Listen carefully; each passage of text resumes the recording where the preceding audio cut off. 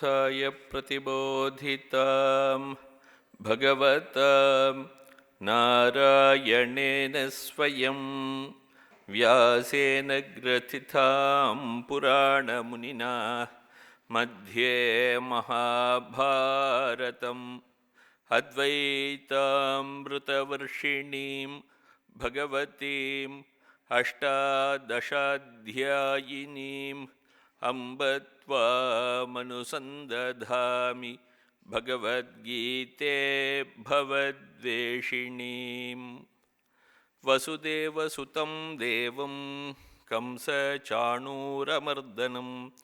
देवकी परमानन्दं कृष्णं वन्दे जगद्गुरुं स्थापकाय च धर्मस्य सर्वधर्मस्वरूपिणे अवतारवरिष्ठाय रामकृष्णाय ते नमः। जननीं शारदां देवीं रामकृष्णं जगद्गुरुं पादपद्मे तयो श्रुत्वा प्रणमामि मुहुर्मुहुः। नमः श्रीयतिराजाय विवेकानन्दसूरये सच्चित्सुखस्वरूपाय स्वामिने तापहारिणे।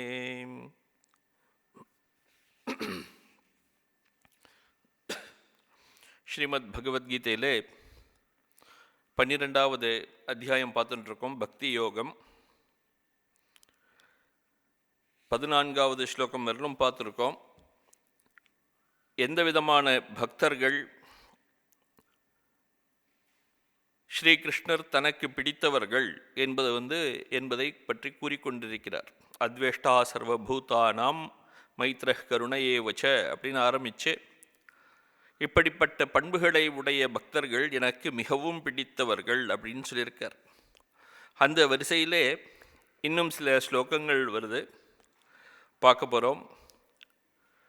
முதல் ஸ்லோகமாக யஸ்மான்னோத்விஜதே லோகோ லோகான்னோத்விஜதே சயா ஹர்ஷாமர்ஷ பயோத்வேகைஹி முக்தோ எஸ் சச்சமே பிரியா.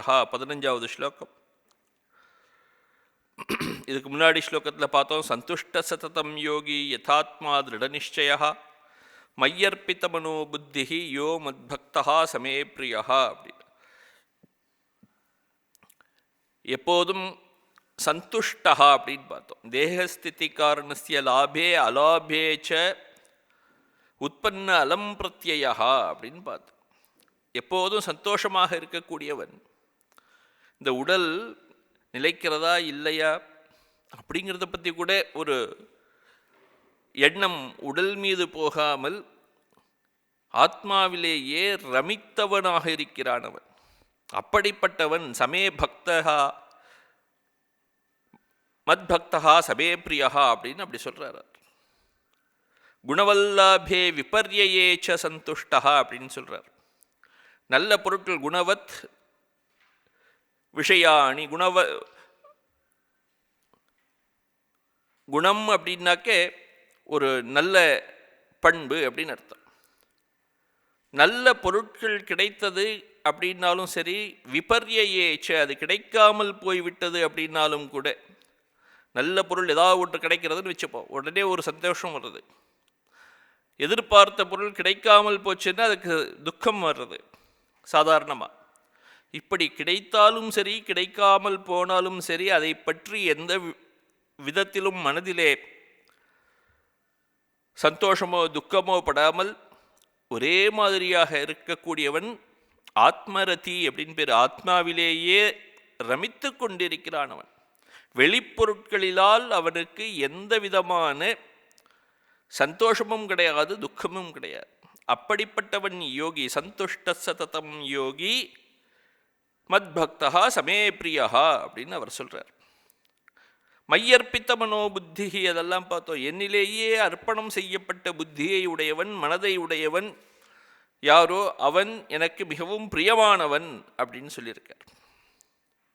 அந்த வரிசையிலே அடுத்ததாக சொல்கிறார். அடுத்த ஸ்லோகத்தில் யஸ்மான்னோத்விஜதே லோகோ லோகான்னோத்விஜதே சயா ஹர்ஷாமர்ஷ பயோத்வேகைஹி முக்தோ எஸ் சச்சமே பிரியா அப்படி. என்ன பொருள் அப்படின்னாக்கே, யாரை பார்த்து இந்த உலகம் பயம் கொள்ளவில்லையோ, உலகம்னா உலகத்தில் உள்ள மக்கள், யாரை பார்த்து உலகத்தில் உள்ள எந்த ஒருவரும் பயம் கொள்ளவில்லையோ, அதே போன்று உலகத்தாரை பார்த்து யார் பயம் கொள்ளவில்லையோ அப்படிப்பட்டவர் எனக்கு மிகவும் பிரியமானவர் அப்படின்னு சொல்றார். ஹர்ஷாமர்ஷ பயோத்வேகைஹி முக்தஹாயஹா, யார் ஹர்ஷ அமர்ஷ பயம் உத்வேகம் இதையெல்லாம் விட்டவன் யாராக இருக்கிறானோ அவன் சசமே பிரியகா, அவனும் எனக்கு மிகவும் பிரியமானவன் அப்படின்னு கிருஷ்ணர் சொல்றார். அப்போ அந்த பக்தனுடைய பண்புகள் என்ன அப்படிங்கிறத இந்த ஸ்லோகமும் சொல்லி கொடுக்கறது. யஸ்மான்னோத்விஜதே அப்படின்னு இருக்கார்.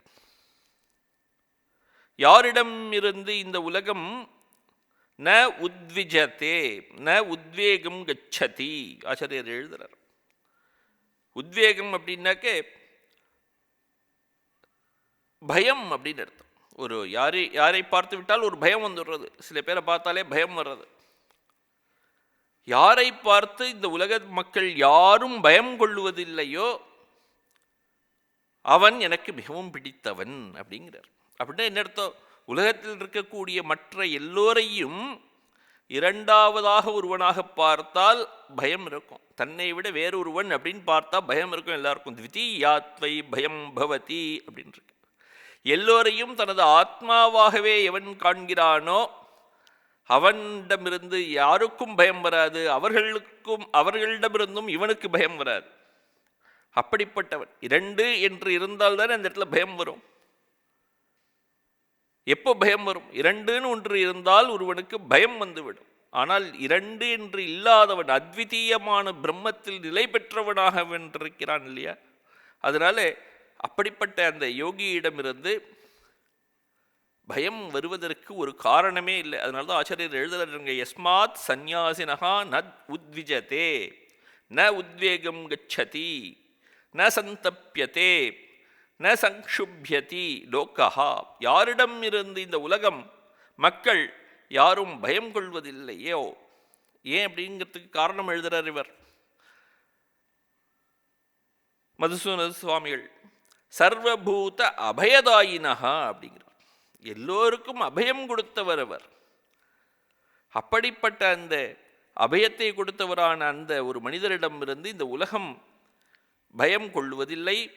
ததா லோகான்னோத்விஜதேச்சயா, யாரிடமிருந்து எந்த உலகத்து மக்களிடமிருந்து பயம் இவர் கொள்வதில்லையோ அப்படிங்கிறார். உலக மக்களிடமிருந்து இந்த பக்தருக்கும் பயம் கிடையாது. இந்த ஞானிக்கு உலக மக்களிடமிருந்தும் பயம் கிடையாது. எப்படிப்பட்டவராக வேண்டுமானாலும் இருக்கலாம். இந்த உலகத்து மக்கள் எப்படிப்பட்டவர்களாக இருந்தாலும் தன்னுடைய ஆத்மாவை விட வேறானவராக அவர் கருதுவதில்லை. அதனால்தான் இந்த இடத்துல மதுசூதன சுவாமிகள் எழுதுறார், நிரபராத உத்வேஜனைக்க விரதாத் கலஜனாத் அப்படின்னு எழுதுறார். உலகத்தில் இருக்க சாதாரண மனிதர்களிடமிருந்து பயம் வராது, நல்ல மக்களிடமிருந்து பயம் வராது நிச்சயமா. சில பேர் இருக்கிறார்களாம், ஒரு தவறும் செய்யாத நிரபராதியாக இருக்கக்கூடிய ஒருவனை அவனுக்கு துன்பத்தை கொடுத்து பயத்தை ஏற்படுத்துவதே ஒருவனுக்கு விரதமாக இருக்கான். அதையே செய்யக்கூடியவனாக ஒருவன் இருக்கிறான்னு வச்சுப்போம். நல்லவர்களுக்கு துன்பம் கொடுப்பதையே தொழிலாக கொண்டவர்கள், அவர்களிடமிருந்தும் கூட இவன் பயப்படுவதில்லை அப்படிங்கிறார். அப்படிப்பட்டவன் ஞானி. ஏன் அப்படின்னா அதுக்கும் காரணம் எழுதுறார், அத்வைததர்ஷித்வாத் அப்படிங்கிறார். இரண்டாவதாக ஒருவனை பார்ப்பதில்லை அவர். எல்லாவற்றையும் ஒன்றாகவே, எல்லாவற்றையும் ஆத்மாவாகவே, இரண்டற்ற ஆத்மாவாகவே அவர் காண்கிறார் என்பதனால் அவருக்கு பயம் என்பதில்லை. இரண்டற்றதான அந்த ஆத்மாவை பார்த்த பிறகு அவருக்கு விருப்பு வெறுப்புகள் இல்லாமல் போய்விட்டது. மற்றவர்கள் இருக்கிறார்கள் அப்படின்னு ஒரு எண்ணம் எப்பயாவது வந்தாலும் கூட அறியாமையில் செய்கிறார்கள் அப்படிங்கிற ஒரு எண்ணம் வருது. பரம காருணிகத்வேன அப்படிங்கிறார். க்ஷமாசீலத்வாச்ச, பரம காருணிகராக ஆகிவிடுகிறார். அதனாலே மற்றவர்கள் ஏதாவது துன்பம் கொடுத்தாலும் கூட அதை பொறுத்து கொண்டு போய் விடுகிறார், மன்னித்து விடுகிறார் அவர். அதனாலே மற்றவர்களிடமிருந்து அவருக்கு பயமும் இல்லை, இவரிடமிருந்தும் மற்றவர்களுக்கு பயம் கிடையாது. அப்படிப்பட்டவர் யார் இருக்கிறாரோ சச்சமே பிரியா அப்படின்னு சொல்லி ஸ்ரீ ராமகிருஷ்ணருடைய வாழ்க்கையில் அவருக்கு உதவி செய்தவர் ஒருவர் இருக்கார், மதுர் பாபுன்னு பெயர். அந்த மதுர் பாபுவுடைய குல குரு ஒருத்தர் இருந்தார், ஹலதாரின்னு பேர். அவருடைய குருதேவருடைய உறவினர் ஒருவர் இருந்தார் ஹலதாரின்னு, அவர் வேற. இவர் பேர் ஹல்தார்னு பேர், இந்த குலகுரு பேர். அவர் என்ன பண்ணுவார் அப்படின்னாக்கே, மதுர்பாபு எப்போதும் ராமகிருஷ்ணருக்கு எல்லா விதமான உதவிகளும் செய்கிறார், கேட்டதெல்லாம் கொடுக்குறார். ஆனால் நமக்கு எதுவும் கிடைக்கல. அந்த மதுர்பாபுவை நம்முடைய வசத்திலே வைத்து கொள்ள வேண்டும் அப்படின்னு அவர் நினைக்கிறார். அவருக்கு என்ன தோன்றது அப்படின்னா, ராமகிருஷ்ணர் ஏதோ ஒரு வசியம் பண்ணிட்டார், மந்திரம் போட்டுட்டார் அப்படின்னு நினச்சிக்கிறார். அதனால் அவரிடம் எப்படி என்ன மந்திரம் போட்ட அப்படின்னு கேட்குறார். இவருக்கோ ஒன்றும் புரியல. இவர் மாட்டில் இவர் சமாதியில் இவர் பரவசங்களில் இருந்துருக்கார். எத்தனையோ தடவை கேட்கிறார், என்னென்ன எப்படி அவரை உங்களுடைய வசத்தில் வைத்து கொண்டீர்கள் அப்படின்னு. இவருக்கு எதுவுமே தெரியாமல் இவர் மாட்டில் இருந்து கொண்டிருக்கும்போது பல தடவை கேட்டும் பதில் சொல்லவில்லை. இவர் பதில் சொல்ல மாட்டேங்கிறான் அப்படின்னு நினச்சின்னு அவருக்கு கோபம் வருது அந்த ஹல்தாருக்கு. ராமகிருஷ்ணரை எட்டி எட்டி உதைக்கிறார். அப்புறம் அப்போ கூட எதுவும் பதில் வரல. அப்புறம் விட்டுட்டு போயிடுறார். அப்புறமா கொஞ்ச நாளில் கழிச்சு மதுர் பாபுவிடம் இந்த விஷயத்தை அப்புறமா ரொம்ப நாள் கழிச்சு சொல்கிறார். ஏன் அப்போவே சொல்லலை அப்படின்னு கேட்டார். அப்போவே சொல்லியிருந்தாக்க விட்டுருப்பாரா இவர்? இதுதான் விஷயம். சொல்லியிருந்தாக்க அவனுடைய தலையே போயிருக்கும், அந்த ஹல்தாரோட தலை போயிருக்கும். ஏன்னா மதுர் பாபு அப்படிப்பட்ட ஒரு மனிதர் அவர். அதனால தனக்கு எவ்வளவு துன்பம் வந்தாலும் அதை பொறுத்து கொள்ளக்கூடிய அளவிலே இருக்கக்கூடியவர்கள் இந்த பக்தர்கள். அதை பற்றி கவலையே பட போறதில்லையே. பரம காருணிகத்வேன க்ஷமாசீலத்வாச்ச அப்படிங்கிற பரம காருணிகர். அதனால எல்லாவற்றையும் பொறுத்து கொள்ளக்கூடியவராக இருக்கிறார். அவரிடமிருந்து இந்த உலகத்திற்கு பயம் இல்லை அப்படிங்கிறார். ஹர்ஷாமர்ஷ பயோத்வேகைஹி முக்தஹா யஹா சச்சமே பிரியஹா. இந்த 4 விதமான மனதிலே வரும் உணர்வுகளிலிருந்து உணர்வுகளை விட்டவனாக இருக்க வேண்டும் அப்படிங்கிறார். ஹர்ஷ அமர்ஷ பய உத்வேகா, இந்த 4ம் இல்லாமல் இருக்கக்கூடிய ஒருவன் யார் இருக்கிறானோ அவன் எனக்கு மிகவும் பிரியமானவர் அப்படிங்கிறார். ஹர்ஷம் அமர்ஷம் பயம் உத்வேகம். ஹர்ஷச்ச அமர்ஷச்ச பயம் ச உத்வேகா ச தைஹி முக்தஹா யஹா சச்சமே பிரியா. ஹர்ஷம் அப்படின்னு என்ன அர்த்தம் அப்படின்னாக்கே சந்தோஷம்னு அர்த்தம், உலகியல் சந்தோஷம்னு அர்த்தம். ஒருவன் வீட்டிலே ஏதோ ஒரு கார் வாங்குறான்னு வச்சுப்போம். சாதாரணமாக என்னாகும் அப்படின்னா ஒரே சந்தோஷமாக இருக்கும் ஒரு வாரத்துக்கு. ஆஹா கார் வாங்கிட்டேன். ஒரு வாரம் கழித்து பார்த்தா அது பழசாயிடுது அப்படின்னு சொல்லிட்டு அப்புறம் அந்த சந்தோஷம் போயிடும். புது கார் வாங்கின போது சந்தோஷம் இருக்கிறது, 2 நாள் கழித்து அந்த சந்தோஷம் குறைஞ்சிடும் இல்லையா? அப்போ இந்த உலகத்திலே வரக்கூடிய சந்தோஷங்கள்லாம் வருவதும் போவதுமாக இருக்கக்கூடிய சந்தோஷங்கள். அப்படிப்பட்ட சந்தோஷமோ இல்லை அப்படிப்பட்ட துக்கமோ, சில துக்கங்கள்லாம் இருக்கு. இன்றைக்கி துக்கமாக இருக்கும், நாளைக்கே போயிடும் அது. அப்படி வந்து போகின்ற சுகமும் துக்கமும் உண்மையானவை கிடையாதுன்னு தெரிந்தவன் இவன். அதனால அதையெல்லாம் பற்றி ஒரு மனதிலே கொள்ளாமல் இருக்கக்கூடியவன். ஹர்ஷஹா அப்படின்னாக்க பிரியலாபே அந்தఃகரணஸ்ய உத்கர்ஷா. அப்படி பிரியமான ஒரு பொருளை பெற்று விட்டானே ஆனால் மனதிலே அந்தகரணத்தில் ஒரு ஒரு உன்னதமான ஒரு உணர்வு தோன்றுகிறது. அதற்கு பெயர் ஹர்ஷகான்னு பேர். அந்த உணர்வு தோன்றும் போது ஆனந்த கண்ணீர் வருகிறது, மயிர்கூச்செறிகிறது, இப்படியாக இருக்கு. ரோமாஞ்சன அஸ்ருபாதாதி லிங்கா அப்படிங்கிற ஒரு அவ்வளவு ஆனந்தம் இந்த உலகியல் பொருளை பெற்றவுடன். அப்படிப்பட்ட அந்த ஹர்ஷம் அப்படிங்கிறது இல்லாமல் இருப்பவன் எனக்கு மிகவும் பிடித்தவன். அந்த ஹர்ஷங்கிறதுக்கு மனதிலே தோன்றக்கூடியதுன்னு சொல்லியிருக்கு இல்லையா? இது எல்லாமே இந்த ஹர்ஷா அமர்ஷா இந்த நான்குமே மனதிலே தோன்றக்கூடிய ஒரு விருத்திகள் இவையெல்லாம். அதனால தான் மதுசூதனர் எழுதும்போது சொல்கிறார், ஸ்வஸ்ய பிரியலாபே ரோமாஞ்ச அஸ்ருபாத்தாதி ஹேத்து ஆனந்த அபிவியஞ்சகா சித்தவருத்தி விசேஷா அப்படிங்கிற. சித்தவருத்தி விசேஷா மனதிலே ஏற்படக்கூடிய ஒரு விதமான எண்ண அலை அப்படிங்கிறார். சந்தோஷங்கிறது ஒரு எண்ண அலை, மனதிலே ஏற்படக்கூடிய ஒரு எண்ண அலை. அதே போல் துக்கம் அப்படிங்கிறது மனதிலே ஏற்படக்கூடிய ஒரு எண்ண அலை. பயமும் ஒரு எண்ண அலை, உத்வேகம்ங்கிறது ஒரு எண்ண அலை. இப்படி இந்த எந்த விதமான எண்ண அலைகளும் மனதிலே இல்லாமல் இருப்பவன் யாரோ அவன் எனக்கு மிகவும் பிடித்தவன் அப்படின்னு அர்த்தமாச்சு. ஹர்ஷா அப்படின்னாக்க பிரியலாபே அந்தகரணசிய உத்கர்ஷா ரோமாஞ்சன அஸ்ருபாதாதிலிங்கா அப்படின்னு சொல்லியிருக்கார். அதே போல் அமர்ஷா அப்படின்னாக்க ஆச்சாரியர் எழுதும்போது அசகிஷ்ணுதா அப்படின்னு எழுதுறார். அசகிஷ்ணுதா அப்படின்னாக்க சகிஷ்ணுதா அப்படின்னா பொறுத்து கொள்ளுதல், சகித்து கொள்ளுதல்னு அர்த்தம். அசகிஷ்ணுதா அப்படின்னா பொறுத்து கொள்ளாமல் இருக்கக்கூடிய நிலை. அது என்ன பொறுத்து கொள்ளாத நிலை அப்படின்னாக்க அதுக்கு மதுசூதனர் எழுதுறார், பரோத்கர்ஷ அசகன ரூபா அப்படிங்கிற.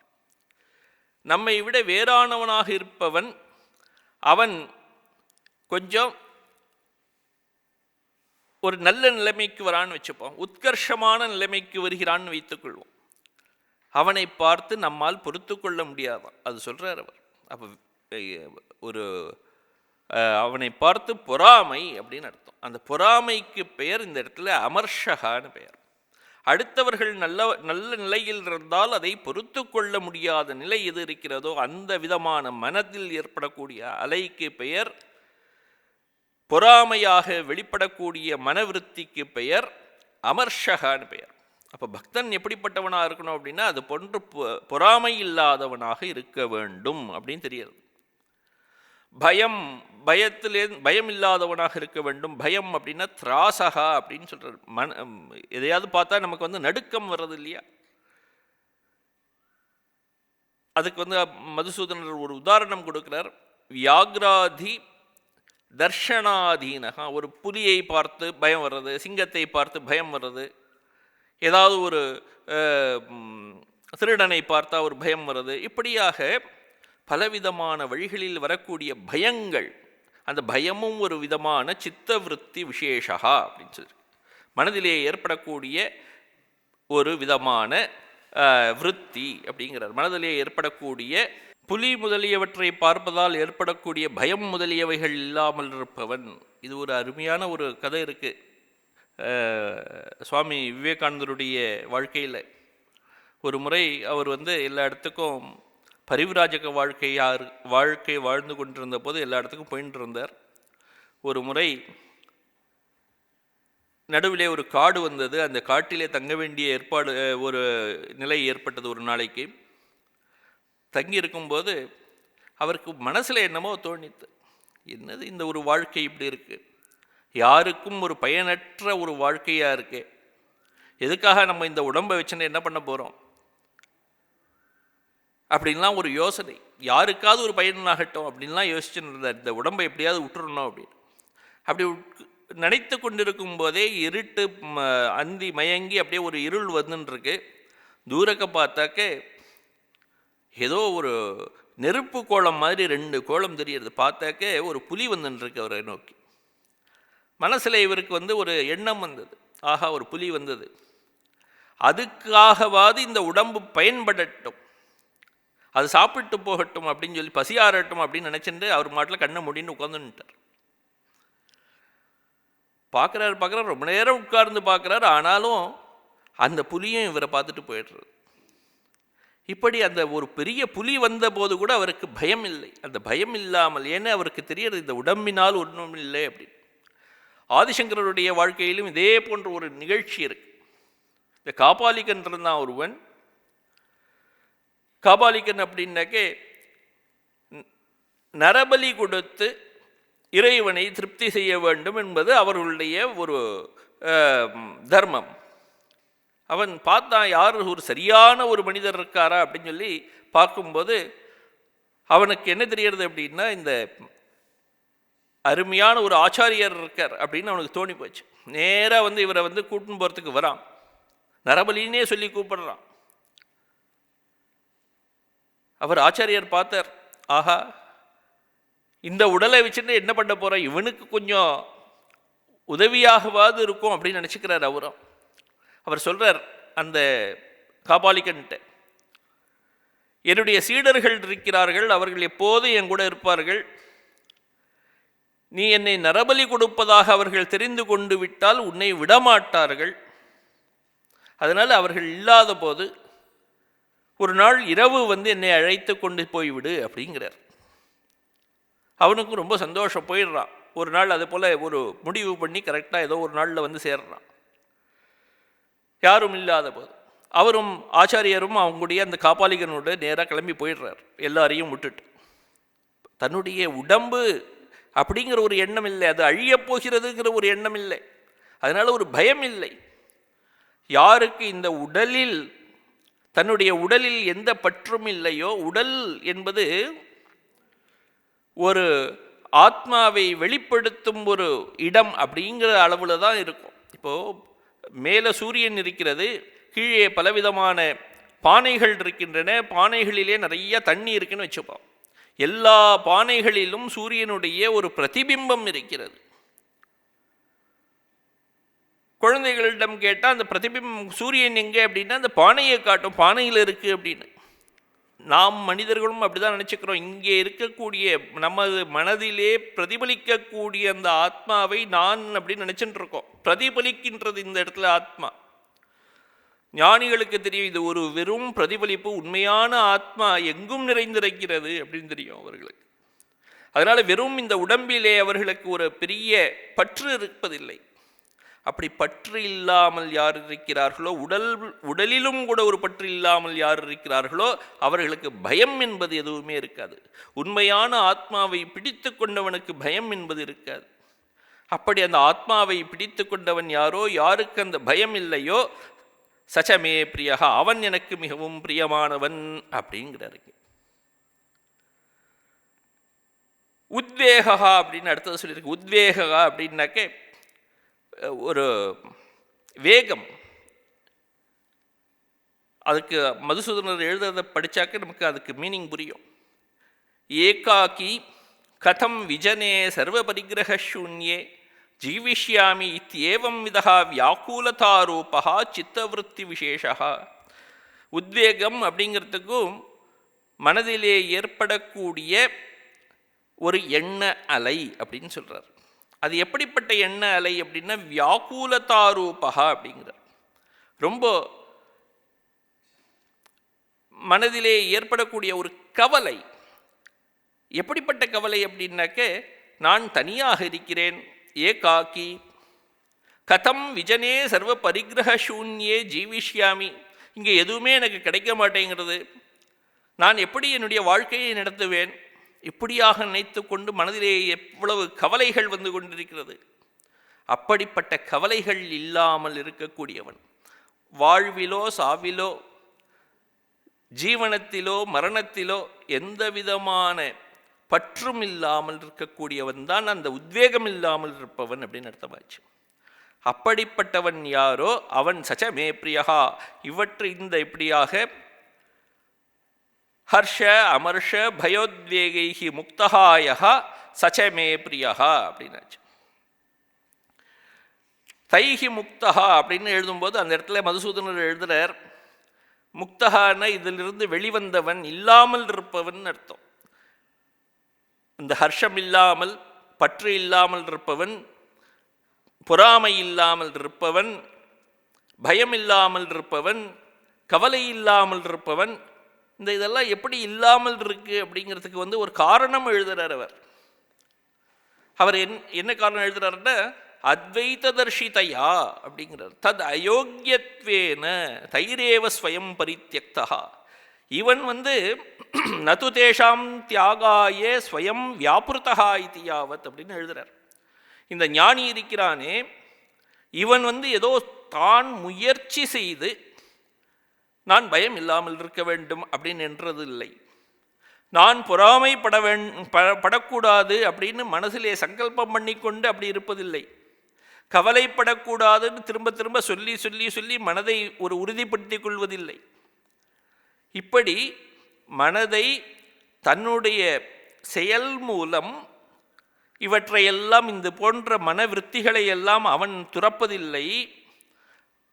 அவையெல்லாம் இவனை விட்டு சென்று விடுகின்றன அப்படிங்கிறார். பயம்ங்கிறது இவனை விட்டு போயிடுறது, இவன் அதை விட்டு வரல. பொறாமை இவனை விட்டு போய்விடுகிறது, இவன் பொறாமைப்படக்கூடாதுன்னு ஒரு மனதிலே ஒரு சங்கல்பத்தை வைத்து கொண்டு இருப்பதில்லை அப்படிங்கிறார். அதுக்கு காரணம் என்ன அப்படின்னா அத்வைத தரிசிதையா அப்படிங்கிறார். அத்வைத்தத்தை கண்டவன் அவன், அத்விதீயமான பிரம்மத்தை ஆத்மாவை கண்டவன் அவன். அப்படி ஆத்மாவை அத்வைத்தமான அந்த பிரம்மத்தை கண்டதனால் அவையெல்லாம் தைஹி ஏவ ஸ்வயம் பரித்யக்தா, அவற்றால் இவன் துறக்கப்படுகிறான். இவன் அந்த பயத்தை துறப்பதில்லை, பயம் இவனை துறந்து விட்டது அப்படிங்கிறார். பொறாமையை இவன் துறப்பதில்லை, பொறாமை இவனை துறந்து விட்டது அப்படிங்கிறார். அப்படிப்பட்டவனாக இருக்கிறான். சச்சமே பிரியா, அவன் எனக்கு மிகவும் பிரியமானவனாக இருக்கிறான் அப்படின்னு சொல்றார். அனபேக்ஷா சுச்சிர் தக்ஷா உதாசீனோ கதவ்யதா சர்வாரம்ப பரித்யாகி யோ மத்பக்தா சமே பிரியா. அடுத்த ஸ்லோகம் இன்னும் ஒரு சில பண்புகளை சொல்லி, இந்த பண்புகளை உடையவன் யாரோ அவன் சச்சமே பிரியா, அவனும் எனக்கு மிகவும் பிரியமானவன் அப்படிங்கிறார். அது என்ன பண்புகள்? அனபேக்ஷா, சுச்சிஹி, தக்ஷா, இப்படியான பல பண்புகளை சொல்றார். அனபேக்ஷா அப்படின்னாக்க எதையும் எதிர்பாராமல் இருப்பவன் அப்படின்னு அர்த்தம். எதையும் எதிர்பார்க்காமல் இருக்க, இந்த உலகத்திலே இருக்கக்கூடிய எதையும் எதிர்பார்க்காமல் இருக்கக்கூடியவன். தேக இந்திரிய விஷய சம்பந்தாதிஷு அபேக்ஷா விஷயேஷு அனபேக்ஷா நிஸ்பிருகா அப்படின்னு சொல்லிட்டார். உடல் சம்பந்தப்பட்ட விஷயங்களில் அவனுக்கு ஈடுபாடு இல்லை, புலன்கள் சம்பந்தப்பட்ட விஷயங்களில் அவனுக்கு ஈடுபாடு இல்லை, அவனுடைய சொத்துக்கள் என்று எதை வைத்துக் கொண்டிருக்கிறானோ அந்த விஷயங்களிலும் அவனுக்கு எந்த ஈடுபாடும் இல்லை. அப்படி எந்த விஷயத்திலும் எதிலெல்லாம் அவனுக்கு ஈடுபாடு இருக்கு, சாதாரண மனிதர்களுக்கு ஈடுபாடு இருக்கிறதோ அது போன்ற எந்த விஷயத்திலும் அவனுக்கு ஈடுபாடு இல்லாமல் இருக்கிறான். அனபேக்ஷா, எதிர்பார்ப்பதில்லை, நிஸ்பிருகா, அவற்றிலெல்லாம் ஆசை இல்லாமல் இருக்கிறான் அப்படின்னு சொல்றார். அப்போ எதையும் எதிர்பார்க்காமல் இருக்கக்கூடியவன்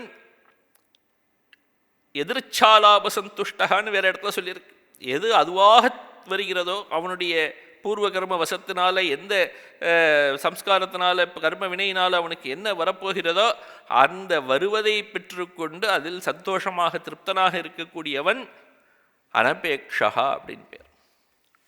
சுச்சிஹி அப்படின்னு சொல்லியிருக்கு. சுச்சிஹி அப்படின்னா தூய்மையாக இருக்கக்கூடியவன்.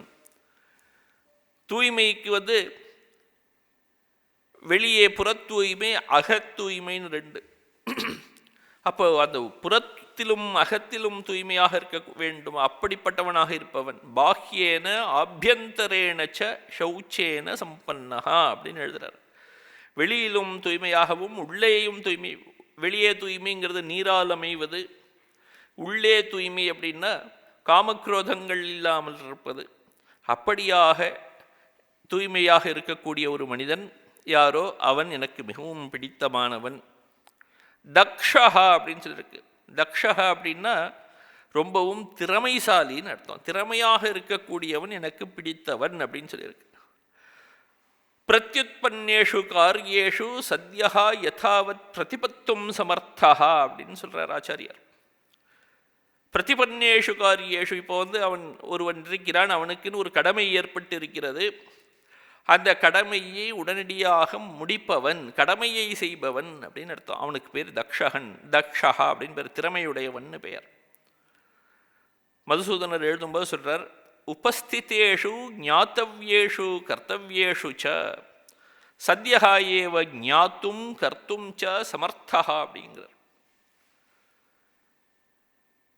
கடமையை தேடி இவன் ஓடவில்லை, இவனை தேடி ஏதோ ஒரு கடமை வருகிறது. உபஸ்திதேஷு அப்படிங்கிற அதுவாக வரக்கூடிய கடமைகள் எது இருக்கிறதோ, நிறைய பேர் நாம் ஏதோ ஒரு பொருளை பிடித்து கொண்டு இதுதான் என்னோட கடமைன்னு பின்னாடி ஓடுறோம் இல்லையா? அப்படி இல்லாமல் அதுவாக வரக்கூடிய கடமைகள் எது இருக்கிறதோ அதில் அதை சரியாக செய்பவன் அப்படின்னு அர்த்தம். அதை செய்வதற்கு இரண்டு வழி இருக்கிறது. உடலினால் செய்யக்கூடியது, மனதினால் செய்யக்கூடியதுன்னு இரண்டு விதமான செயல்கள் இருக்கின்றன. அப்போ மனதினால் செய்யக்கூடியவற்றை மனதினால் சரியாக செய்து, உடலினால் செய்ய வேண்டியதை உடலினால் சரியாக யார் செய்கிறானோ, உடனே செய்து முடிக்கிறானோ, உடனே செய்து முடிக்கக்கூடிய சாமர்த்தியம் யாருக்கு இருக்கிறதோ அவனுக்கு பெயர் தக்ஷகான்னு பேர், திறமையுடையவன் பெயர் அப்படிங்கிறார். ஞாத்தவ்யேஷு கர்த்தவ்யேஷு ச, மனதினால் செய்யக்கூடிய விஷயங்களிலும் உடலினால் செய்யக்கூடிய விஷயங்களிலும் சத்ய ஏவ உடனே, ஞாத்தும் கர்த்தும் ச மனதினால் செய்து உடலினால் செய்வதில் சமர்த்தகா சாமர்த்தியம் யாருக்கு இருக்கிறதோ அவன் அப்படிங்கிறார். அப்படிப்பட்ட அந்த மனிதனை, திறமையான மனிதனை எனக்கு மிகவும் பிடிக்கும் அப்படின்னு சச்சமே பிரியா அப்படின்னு அவர் கிருஷ்ணர் சொல்லியிருக்கார். உதாசீனகா அப்படின்னு சொல்லியிருக்கார். உதாசீனகா அப்படின்னாக்கே நீதிபதி இருக்காருன்னு வச்சுக்கோ. ஒரு நீதிபதி இருக்கார், அதுக்கப்புறம் இது போல் விளையாட்டுகள்லாம் இருக்க அம்பையர் இருக்கார். இவர்கள்லாம் பார்த்தாக்க தன்னுடைய நாட்டு அணி விளையாடினாலும் கூட தன்னுடைய நாட்டு அணிக்கு சாதகமாக அவன் தீர்ப்பு சொல்லக்கூடாது. தனக்கு தெரிந்த ஒரு மனிதன் அந்த வழக்கிலே வந்திருந்தாலும் கூட நீதிபதி அந்த மனிதனுக்கு சாதகமாக தீர்ப்பு சொல்லிவிடக்கூடாது. நீதிபதியுடைய தர்மம் அது. நீதிபதியை பொறுத்தவரையில் 2 பேர் இருக்கிறார்கள், அவ்வளவுதான். 2 பேர் ஏதோ ஒரு வழக்கை கொண்டு வந்திருக்கிறார்கள். அந்த வழக்குக்கு இவர் தன்னை பிரித்து வைத்துக் கொள்ள வேண்டும். அந்த வழக்கிலிருந்து, அந்த வழக்கில் தொடர்புடைய மனிதர்களிலிருந்து இவர் தன்னை பிரித்து வைத்துக் கொள்ள வேண்டும். எனக்கு தெரிந்தவன் அப்படிங்கிறதுக்காக அவனுக்கு ஒரு உதவி செய்வது அப்படின்னு சொல்லிட்டு ஒரு சாதகமாக செய்யக்கூடாது. அப்படி பிரிந்து வருவதற்கு பேர் உதாசீனன்னு பெயர். அப்படி இந்த உலகத்து பொருட்கள் எல்லாவற்றிலும் இருந்து அவன் உதாசீனனாக இருக்கிறான் இந்த பக்தன். அப்படிப்பட்ட பக்தனை எனக்கு பிடிக்கும். உதாசீனகான கஸ்யசித் மித்ராதேகே பக்ஷம் பஜதே. இவன் என்னுடைய நண்பன் அப்படின்னு நினைத்து கொண்டு அவனிடம் போய்விடக்கூடாது. அவனுக்கு ஒரு சாதகமாக ஒரு நிலையில் இருக்கக்கூடாது. அவனுக்கு அப்போ ஒரு சாதகமாக இருக்கிறான் அப்படின்னா மற்றவர்களிடம் பாதகமாக இருக்கிறான் அர்த்தமாச்சு. எப்படி ஒருவனுக்கு சாதகமாகவும் ஒருவனிடம் பாதகமாகவும் இருக்க முடியும் ஒரு ஞானி? எல்லோரையும் சமமாக என்ன பார்க்கணும்? அப்போ எல்லோரையும் சமமாக பார்ப்பவனுக்கு பெயர் உதாசீனன் அப்படின்னு பெயர். அப்படி உதாசீனனாக இருப்பவன் தான் யதின்னு பெயர். ஏன்னா அவன் தான் மனதை அடக்கியவன். சகா உதாசீனகா யதிஹி அப்படின்னு ஆச்சாரியர் சொல்கிறார். அப்படிப்பட்ட அந்த யதி யார் இருக்கிறானோ, யதி அப்படின்னா யோகின்னு அர்த்தம். அடக்கியவன், மனதை எல்லாம் அடக்கியவன் யாரோ அவனுக்கு பெரிய யதின்னு பெயர். அப்படிப்பட்டவனை எனக்கு மிகவும் பிடித்தவன் அப்படிங்கிறார். கதவ்யதா அப்படின்னு சொல்லியிருக்கு. வியதா அப்படின்னா பயம் அப்படின்னு அர்த்தம். கதவ்யதா அப்படின்னா பயம் போனவன் அப்படின்னு அர்த்தம். பயமற்றவன், எதை பார்த்தும் பயப்படாதவன் அப்படின்னு அர்த்தமாச்சு கதவ்யதா அப்படி. முன்னாடி முதல் ஸ்லோகத்திலேயே அத்வேஷ்டா சர்வபூதானாம் அப்படின்னு பார்க்கும்போதே அந்த இடத்துல க்ஷமி அப்படின்னு பார்த்தோம். எல்லாரையும் எந்த ஒரு துன்பங்கள் வந்தாலும் அதை பொறுத்து கொள்ளக்கூடியவன் க்ஷமி அப்படின்னு. கதவ்யதா அப்படிங்கிறதுக்கு இந்த இடத்துல, அந்த இடத்துல சொல்லும்போது க்ஷமின்னு சொல்லும்போது ஆக்ருஷ்டா அபிஹதோ வா அவிக்ரியா ஏவ அஸ்தே அப்படின்னு. யாராவது அந்த பக்தனை கடிந்து கொண்டாலும் நிந்தித்தாலும் அடித்து உதைத்தாலும் கூட பொறுத்து கொள்வான் அப்படின்னு சொல்லிட்டு க்ஷமி அப்படின்னு சொல்லும்போது, உடலிலே காயங்கள் ஏற்படலாம், மனதிலே காயங்கள் ஏற்படலாம். அப்படி மனதிலேயும் உடலிலேயும் காயங்கள் ஏற்பட்டாலும் கூட பொறுத்து கொள்பவன் அப்படிங்கிறதுக்கு க்ஷமின்னு அர்த்தம். இந்த இடத்துல மனதிலோ உடலிலோ காயங்களே இல்லாமல் இருப்பவன் அப்படின்னு அர்த்தமாச்சு. உடலிலிருந்து மனதை பிரித்து எடுத்து விட்டவன் அவன். உடலுக்கும் எனக்கும் சம்பந்தம் இல்லை என்று நினைப்பவனுக்கு பேர் கதவ்யதா அப்படின்னு பெயர். இப்போ நான் இங்கே இருக்க இந்த இடத்துல இந்த ஒரு ஆசனத்தில் உட்கார்ந்துருக்கிறேன். இந்த ஆசனம் ஆசனத்தை எடுத்து யாராவது கிழித்து எறிந்தார்கள்னு வச்சுப்போம். எனக்கு என்ன வந்தது? நான் கவலையப்பட போகிறதில்லை. நான் உட்கார்ந்திருந்த ஆசனத்தில் எது வேண்டுமானாலும் நடந்தாலும் எனக்கு கவலை இல்லை. அதுபோல் இந்த யோகிக்கு எப்படி இருக்குது அப்படின்னா, இந்த உடம்பே ஒரு ஆசனம் அவர்களுக்கு.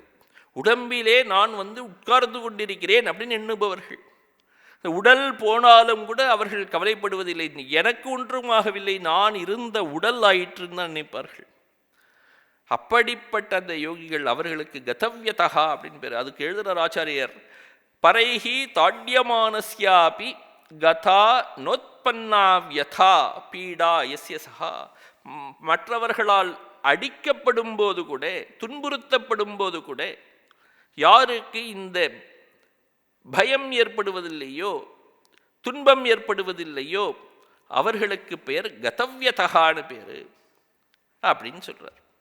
முன்னாடி அந்த க்ஷமியும் இந்த கதவ்யதவுக்கும் உள்ள வித்தியாசத்தையும் இங்கே எழுதுறார். உற்பன்னாயாம் அப்படி வியதாயாம் அனப்பகர்த்திருவம் க்ஷமித்வம் அப்படின்னு. முன்னாடி க்ஷமின்னு சொன்னாரே, க்ஷமின்னு என்ன அர்த்தம் அப்படின்னாக்கே, உடம்பிலே துன்பம் ஏற்பட்டாலும் சரி, மனதிலே துன்பம் ஏற்பட்டாலும் சரி, அந்த துன்பத்தை நீக்க வேண்டும் என்ற ஒரு முயற்சி செய்யாமல் அதையெல்லாம் பொறுத்து கொள்வதற்கு பெயர் க்ஷமித்வம் என்று பெயர்.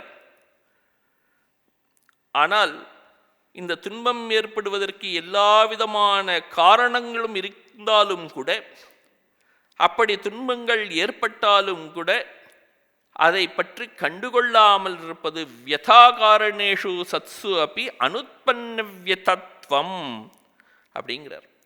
எல்லா விதமான காரணங்களும் இருக்கின்றன, இருந்தாலும் கூட இந்த துன்பம் ஏற்படுவதற்கு எந்த விதமான காரணங்கள் இருந்தாலும் கூட துன்பத்தை ஏற்றுக்கொள்ளாமல் இருக்கக்கூடிய அந்த ஒரு நிலைக்கு பெயர் கதவ்யதத்வம் அப்படின்னு சொல்றார். இதுதான் இந்த இது ரெண்டுக்கும் வேறுபாடு அப்படின்னு அதையும் சொல்லி காட்டுறாரு இங்க.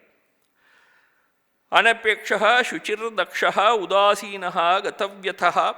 இது வரலும் பார்த்தாச்சு. சர்வாரம்ப பரித்தியாகி, சர்வ ஆரம்ப பரித்தியாகி யார் இருக்கிறானோ அவன் எனக்கு மிகவும் பிரியமானவன். சர்வாரம்ப பரித்தியாகி, ஆரம்பம் அப்படின்னாக்க எந்த ஒரு செயலையும் ஆரம்பம் செய்வதற்கு ஆரம்பிப்பவன் அப்படின்னு அர்த்தம். சர்வ ஆரம்ப பரித்தியாகி அப்படின்னா எல்லா விதமான செயல்களையும் விட்டவன் அப்படின்னு அர்த்தம். பரித்தியாகி தியாகம் செய்தவன் அப்படின்னு அர்த்தம். எல்லா விதமான அப்படின்னா எந்த ஒரு செயல்களை செய்யும்போது அவனுக்கு என்ன வேணும் அப்படின்னா, ஒரு பலனை எதிர்பார்த்து அவன் செயல் செய்கிறான். பலன் இல்லாமல் அவன் செயல் செய்வதில்லை யாரோ, இல்லையா? பலனை எதிர்பார்த்து தானே செய்கிறார்கள் செயல். அப்படி பலனை எதிர்பார்த்து செய்யும்போது என்ன விதமான பலன்களை எதிர்பார்க்கிறான் அப்படின்னா, ஏதோ ஒரு பலன். இந்த செயலை செய்தால் இன்றைக்கே எனக்கு ஒரு பலன் கிடைக்கிறதுன்னு நினைக்கிறோம். சில நேரத்தில் 10 வருஷம் கழிச்சு ஒரு பலன் கிடைக்கும் அப்படின்னு எதிர்பார்க்கிறோம். இப்போவாவது எப்போவாவது ஷார்ட் டேர்மோ லாங் டேர்மோ இப்படியாக மனதிலே எத்தனையோ விதமான எண்ணங்களை வைத்து கொண்டு நாம் பலனை எதிர்பார்க்கிறோம். இந்த உலகிலேயோ அடுத்த உலகிலேயோ இஹ அமுத்திர ஃபலபோகார்த்தானி காமஹேத்தூனி கர்மாணி சர்வாரம்பாக அப்படிங்கிறோம். இந்த உலகிலோ மற்ற உலகிலோ ஏற்படக்கூடிய பலவிதமான போகங்கள், நன்மைகள் கிடைக்கிறதே, அதையெல்லாம் எதிர்பார்த்து செய்யப்படுகின்ற செயல்கள், அவற்றையெல்லாம் துறந்தவன் தான் பரித்யக்தும் ஷீலம் அஸ்ய இதி சர்வாரம்ப பரித்தியாகி அப்படிங்கிறார். அப்படி எல்லாவற்றையும், எல்லா செயல்களையும், பலன்களை எதிர்பார்த்து செய்யக்கூடிய எல்லா செயல்களையும் விட்டவன் யாரோ அவன் சமே பிரியா, அவன் எனக்கு மிகவும் பிரியமானவன் அப்படிங்கிறார். அப்போ பலனை எதிர்பார்த்து செய்யாதவன் யாரோ, முன்னாடிலாம் நிறையா சொல்லியிருக்கோம். அந்த படிக்கட்டு, அந்த பக்தியில் இருக்கக்கூடிய படிக்கட்டெல்லாம் சொல்லும்போது எந்த செயல்களையும் செய்யாதவன் இறைவனுக்கு மிகவும் பிடித்தவன் அப்படி ஒவ்வொன்றா சொல்லிட்டு வரும்போது கடைசி படிக்கட்டு சொன்னால் சரி, எந்த வேலையை வேணால் செய், கடைசியில் அதோடைய பலனை அர்ப்பணம் பண்ணி இதுதான் முதல் படி அப்படிங்கிறத சொன்னோம். ஆனால் இந்த இடத்துல யோகி எப்படிப்பட்டவன் அப்படின்னா எந்த செயலிலும் ஈடுபடாமல் இருக்கக்கூடியவன். யோகிக்கு எந்த செயலும் கிடையாது, ஞானிக்கு எந்த செயலும் கிடையாது. ஆத்மாவிலேயே ஆத்மாராமகான்னு பேர், அவனுக்கு பெயர். ஆத்மாவில் எப்போதும் நிலை பெற்றவனாக நிற்கக்கூடியவன் அவன். அதனால அப்படிப்பட்டவன் அந்த யோகி, அவனை எனக்கு பிடிக்கும் அப்படின்னு சொல்லியிருக்கார். யோ ந ஹிருஷ்யதி ந த்வேஷ்டி ந சோச்சதி ந காங்க்ஷதி சுபாசுப பிரீத்தியாகி பக்திமான் யஹா சமே பிரியா. இன்னொரு சொல்றார், இப்படிப்பட்டவனும் எனக்கு ரொம்ப மிகவும் பிடித்தவன். யோ ந ஹிருஷ்யதி ந த்வேஷ்டி ந சோச்சதி ந காங்க்ஷதி. யார் இந்த உலகியல் பொருட்கள் கிடைச்சாக்க சந்தோஷப்படுவதில்லையோ, கிடைக்காமல் நல்ல பொருட்கள் கிடைக்காமல் போனால் துக்கப்படுவதில்லையோ, யார் எதையும் எதிர்பார்க்காமல் இருக்கிறானோ, யார் துன்பத்தில் மாட்டிக்கொள்ளாமல் இருக்கிறானோ, அப்படிப்பட்டவன் எனக்கு மிகவும் பிரியமானவன். முன்னாடி சொன்னதெல்லாம் சேர்த்து இந்த இடத்துல சொல்கிறார் திரும்ப.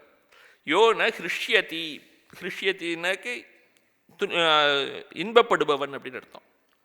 இஷ்டப்பிராப்தோ ஹிருஷ்யதி, நல்லது தனக்கு இஷ்டமான பொருட்கள் அவனுக்கு யாருக்கு கிடைக்கிறதோ உடனே அவன் சந்தோஷப்படுறான். இந்த உலகத்தில் மனிதர்கள், சாதாரண மனிதர்கள், இந்த உலகத்து பொருட்களையே பெரிதாக நினைத்து கொள்ளக்கூடியவர்கள், இந்த உலகத்து பொருட்கள் கிடைச்செடுத்துனா உடனே சந்தோஷப்பட்டு விடுகிறான்.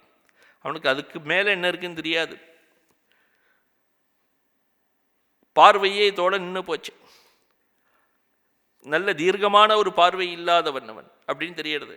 அப்போ இஷ்டப்பிராப்தோ ஹிருஷ்யதியா சஹா, அவனுடைய பார்வை ரொம்ப குறைவு. இஷ்டப்பிராப்தோ ந ஹிருஷ்யதி, இந்த உலகத்து பொருட்கள் கிடைச்சிருத்துனாக்கே ஆஹா சந்தோஷம் அப்படிங்கிற மாதிரி இருக்கக்கூடாது. புத்தர் இருந்தார், புத்தருக்கு இல்லாத ஒரு இதுவா, அவர் ராஜ்யத்தோட இளவரசர். அவர் எல்லாம், அந்த ராஜ்யமே அவருக்கு வரப்போகிறது. உலகத்தில் இருக்கக்கூடிய அவர் அந்த காலத்தில் இருந்த எல்லா விதமான வசதிகளும் வாய்ப்புகளும் அவருக்கு இருந்தது. ஆனால் அவருக்கு அந்த இடத்துல ஒரு வெறுமை தெரிஞ்சது. ஏன் அப்படின்னா, தனக்கு மூப்பு வரப்போகிறது, இந்த உடலை தான் என்று ஒருவன் நினைத்து கொண்டு விட்டானே, ஆனால் இந்த உடல் ஒரு நாள் அழியப் போகிறதுன்னு தெரிஞ்சு போச்சவன். அதனால எப்படி இந்த உடலை, அழியக்கூடிய உடலை பிடித்து கொண்டு அது சம்பந்தமாக இருக்கக்கூடிய பொருளை பிடித்து கொண்டு சந்தோஷப்பட முடியும்? உடல் மூலமாக வரக்கூடிய எந்த ஒரு சந்தோஷமும் உண்மையான சந்தோஷமாக, நிலையான சந்தோஷமாக இருக்க முடியாது. அதனாலே அவருக்கு, அந்த ஞானிக்கு உலகியல் பொருட்களில் ஒருபோதும் சந்தோஷம் ஏற்படாது. அதனால தான் சொல்லிட்டார், யோ ந ஹிருஷ்யதி அனிஷ்டப்பிராப்தோ ந த்வேஷ்டி. கெடுதல் வந்ததுனாக்க அதனால அவருக்கு கவலையும் படப்போறதில்லை. அனிஷ்டப்பிராப்தோ ந த்வேஷ்டி, யாரோ அவர்தான் ஞானி. ந சோச்சதி, துக்கப்படுவதும் இல்லை, சோக்கப்படுவதும் இல்லை. எப்போ பிரிய வியோக, பிரியமான பொருள், தன்னுடைய பிரியமான பொருள் என்று ஒன்று இருந்ததுன்னா அது அவரிடமிருந்து போய்விட்டாலும் கூட அவர் அதை பற்றி கவலைப்படாமல் இருக்கக்கூடியவராக இருக்கிறார். ந சோச்சதி, பிரிய வியோகே ந சோச்சதி. ந காங்க்ஷதி, இதுவரையிலும் கிடைக்காத பொருள், நல்ல பொருள் அப்படின்னு மனசில் அவருக்கு எதுவுமே இல்லை.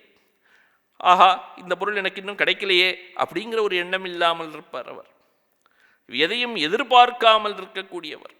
யார் இந்த உலகப் பொருட்கள் கிடைத்தால் சந்தோஷப்படுவதில்லையோ, துன்பத்தை கொடுக்கும் பொருட்கள் வந்தால் அதனால் அவர் கஷ்டப்படுவதில்லையோ, பிரியமான பொருட்கள் தன்னை விட்டு விலகினாலும் துன்பப்படுவதில்லையோ,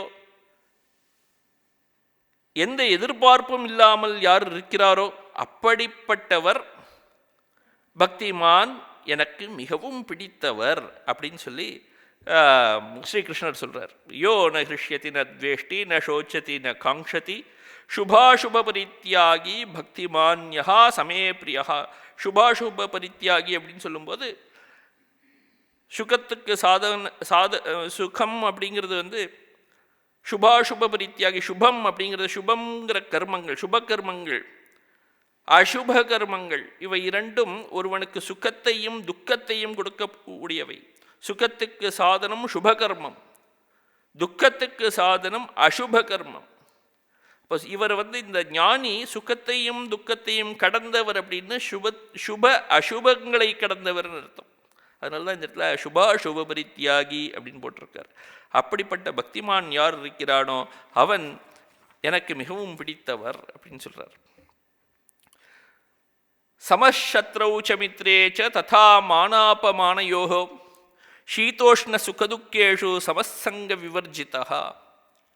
அவர் எப்படி இருக்கார் அப்படின்னாக்க ஞானி, எல்லோரையும் ஒன்றாக பார்ப்பவர்னு சொல்லியாச்சு முன்னாடியே, யாரையும் வேறுபாடுபடுத்தி பார்ப்பதில்லை அப்படின்னு சொல்லியாச்சு. அதை திரும்பவும் இந்த இடத்துல அழுத்தி சொல்கிறார். சமஹா சத்ரௌச்ச மித்ரேச்ச அப்படிங்கிறார்.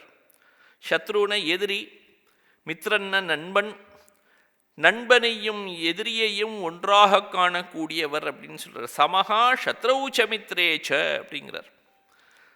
நண்பனையும் அவருக்கு நண்பனும் கிடையாது, எதிரினும் கிடையாது. நம்மளுடைய திருஷ்டியில் அவருக்கு நண்பன் எதிரி அப்படின்னு நம்ம பார்க்குறோம். அவர் எல்லோரையும் ஒன்றாக பார்க்கக்கூடியவர். ததா மானாபமானயோகோ,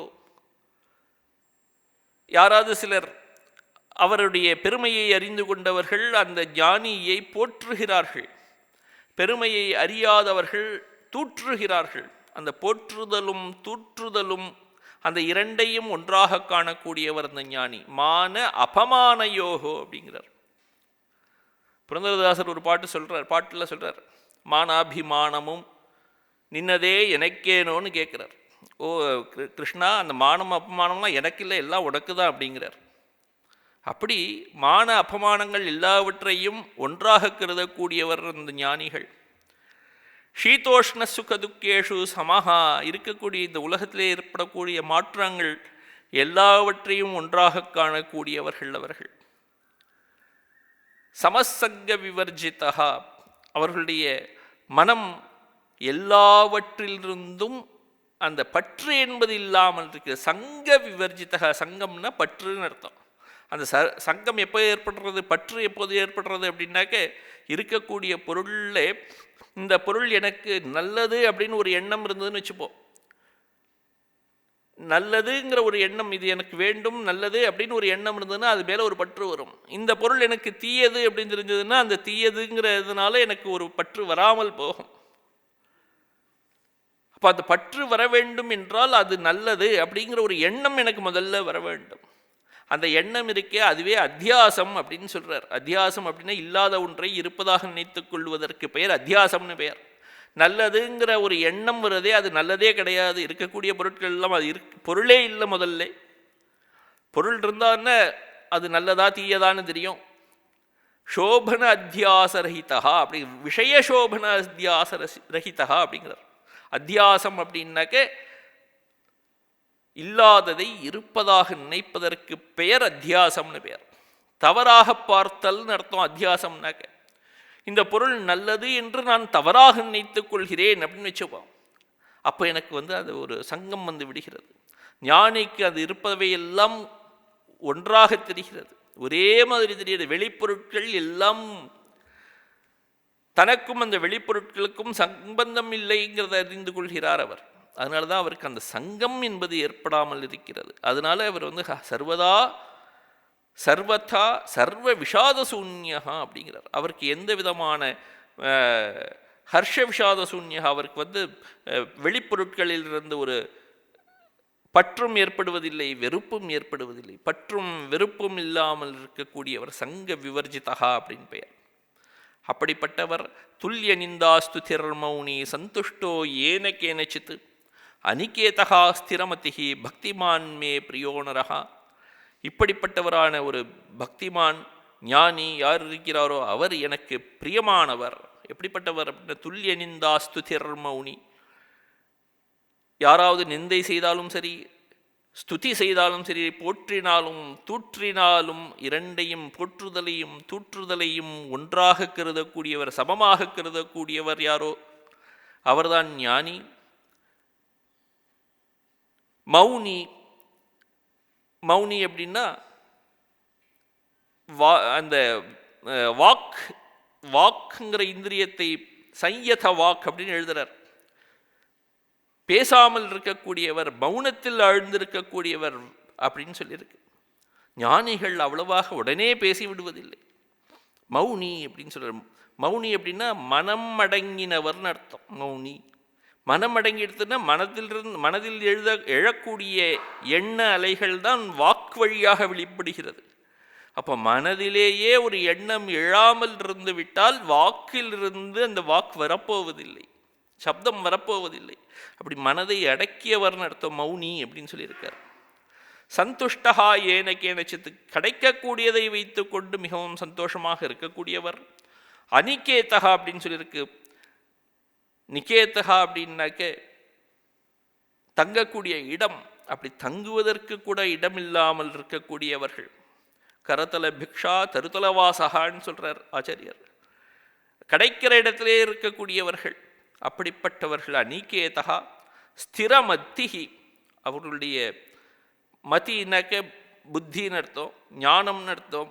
புத்தி, அந்த புத்தி எப்படிப்பட்டதாக இருக்குது அப்படின்னா அந்த இறைவனிலேயே நிலை பெற்றதாக இருக்கிறது. பரமார்த்த விஷயா மதிகி அப்படிங்கிறார். யாருடைய மனம் அந்த பரமாத்மாவிலேயே நிலை பெற்று இருக்கிறதோ அவர்களுக்கு ஸ்திரமதிகி இது பெயர். அப்படிப்பட்டவர்கள் பக்திமான், எனக்கு மிகவும் பிரியமானவர்கள் அப்படின்னு சொல்கிறார். இந்த 19வது ஸ்லோகம் 18, 19வது ஸ்லோகத்தெல்லாம் நம்ம அடுத்த வகுப்பில் இன்னொரு தடவை பார்க்கலாம்.